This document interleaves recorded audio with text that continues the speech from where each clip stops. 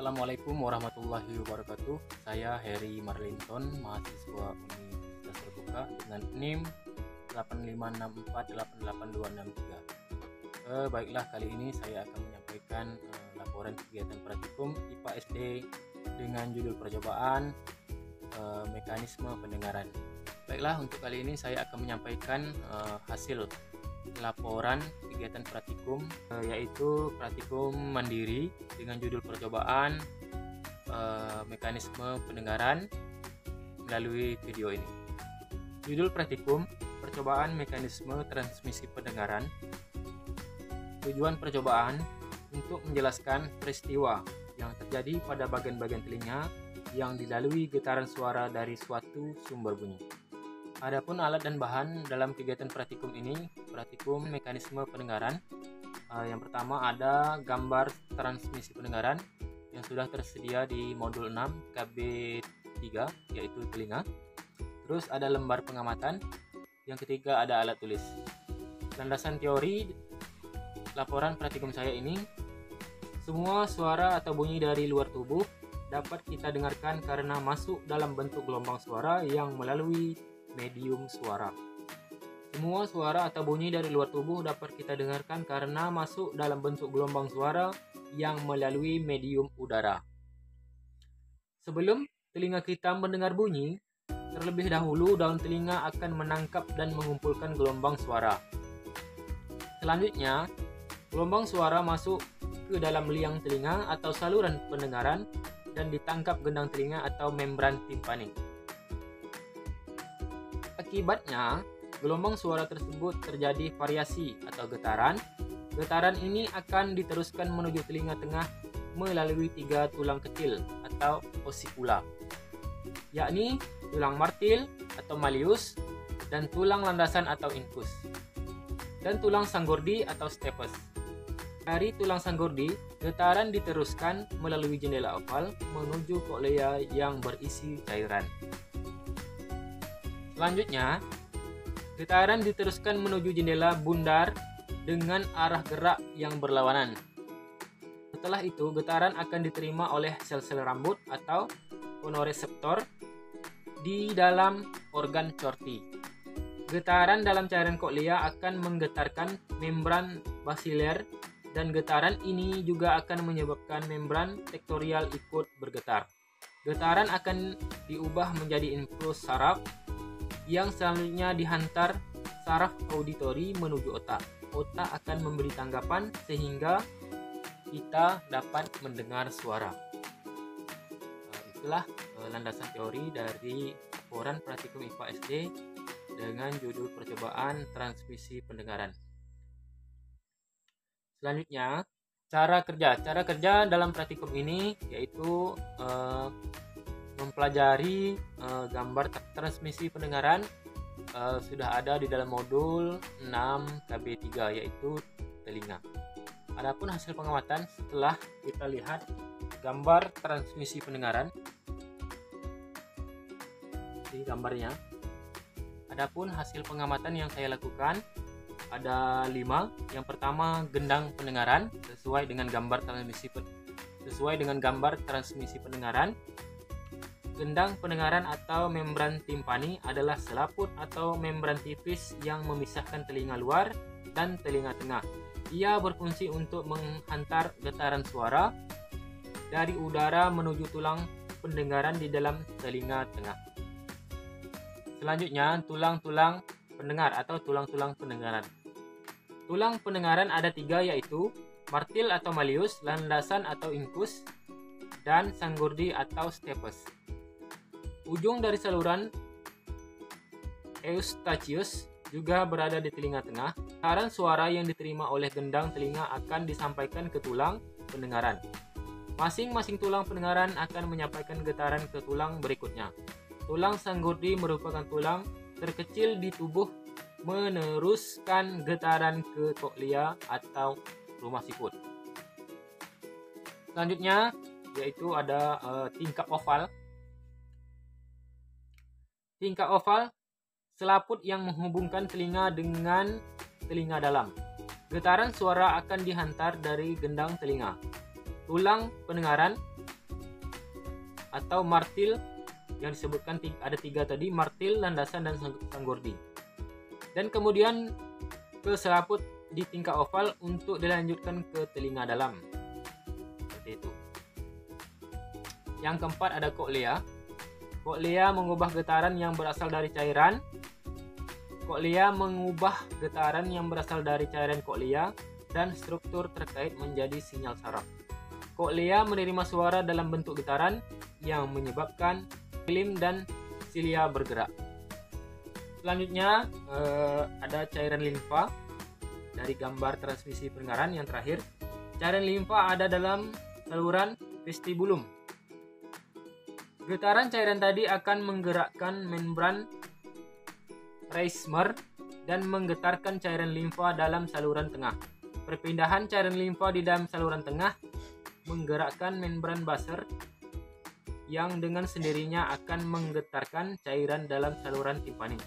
Itulah ada 5 hasil pengamatan yang dapat saya lakukan sesuai dengan gambar transmisi pendengaran yang ada di modul 6 KB3 telinga.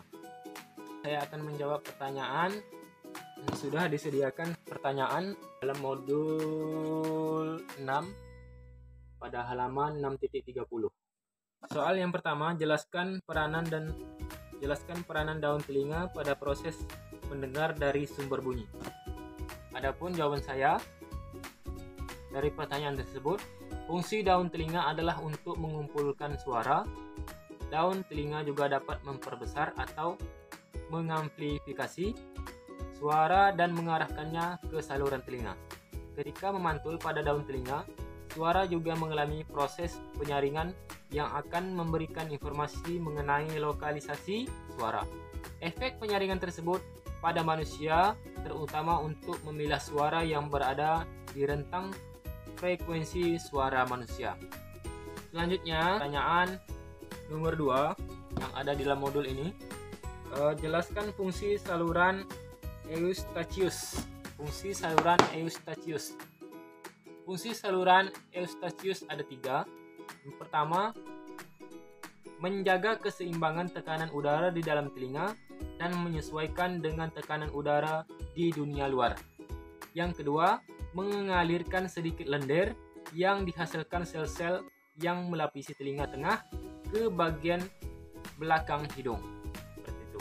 Terus yang ketiga, sebagai filter atau penyaring kuman yang mungkin akan masuk ke dalam telinga tengah. Selanjutnya saya akan menjawab pertanyaan nomor 3. Jelaskan proses terjadinya rambatan suatu bunyi atau suara hingga kita mendengar. Jelaskan proses terjadinya rambatan suatu bunyi atau suara hingga kita mendengar. Jawaban saya, bunyi dalam rambatannya memerlukan medium. Jika kita berbicara dengan orang lain, dapat mendengar itu terjadi karena bunyi merambat melalui udara. Bunyi tidak dapat merambat di ruang hampa. Oleh karena itu, jika kita berada di bulan, kita tidak dapat mendengar bunyi Oleh karena itu, jika kita berada di bulan, kita tidak dapat mendengar bunyi dengan jelas. Dikarenakan tidak ada udara sebagai medium dalam perambatan bunyi. Bunyi juga dapat merambat di benda padat dan benda cair. Selanjutnya, saya akan menjawab pertanyaan nomor 4. Mengapa kemampuan mendengar seseorang satu dengan yang lain tidak sama? Berarti ada perbedaan. Jawaban saya, tergantung faktor-faktor yang mempengaruhi. Terkadang, aktivitas manusia itu tidak sama, seperti sering mendengarkan musik, menggunakan handset. Dari perilaku tersebut mudah mempengaruhi pendengaran seseorang. Selanjutnya saya akan menjawab pertanyaan nomor 5. Faktor-faktor apa saja yang mempengaruhi seseorang menjadi tuli? Jawaban saya, ada tuli konduksi, ada tuli karena saraf. Tuli konduksi disebabkan ada banyak kotoran atau minyak serumen yang menutupi lubang telinga. Rafuh atau retaknya tulang-tulang pendengaran, tingkap oval dan tulang sanggurdi tidak terhubung. Tuli juga bisa terjadi karena rusaknya saraf ke-8 kranial atau disebut dengan auditori. Percobaan mekanisme pendengaran ini pembahasan dalam laporan saya. Gelombang suara masuk melalui telinga dan ditangkap gendang telinga dan kemudian terjadi vibrasi atau getaran.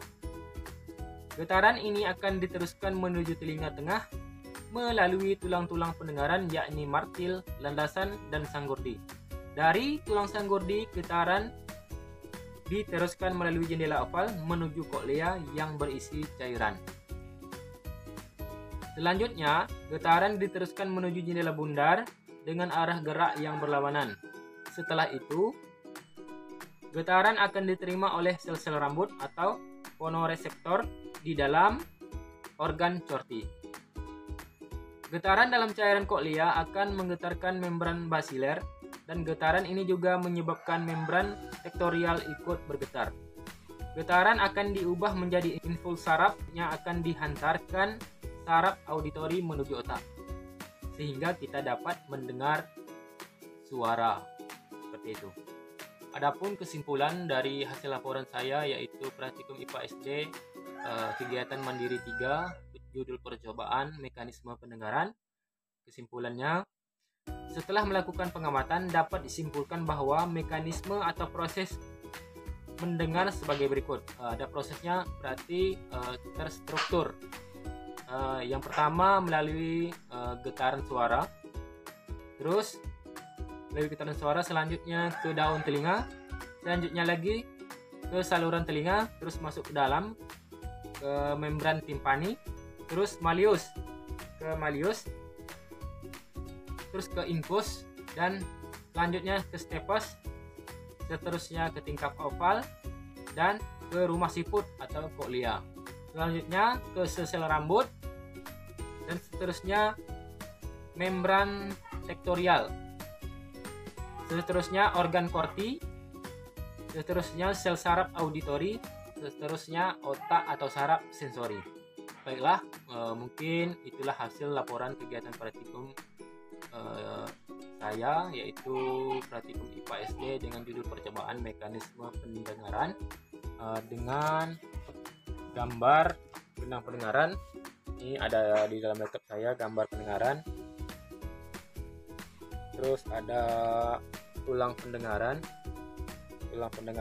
ada tingkap oval, ada koklea atau rumah siput, terus ada cairan limfa. Cairan limfa ini seperti ada warna-warna kuning di situ di dalam gambar tersebut. Mungkin itulah hasil laporan saya praktikum IPA SD dengan judul percobaan mekanisme pendengaran. Lebih dan kurang saya mohon maaf. Assalamualaikum warahmatullahi wabarakatuh.